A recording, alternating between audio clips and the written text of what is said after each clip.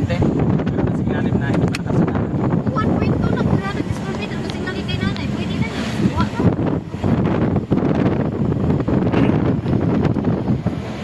So makikita ka talaga tayong bakod.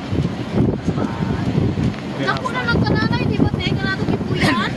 Going down. Oo. Hindi ka pa magtanim-tanim na. Konpod ka ng linaw. Ato lang kay di. Way, maldito. Linaw mo nagtupod. Nilangan na. Huwag ba yung mga tarong ng tao ato ba? Doon sa pasig. Hindi ba nito?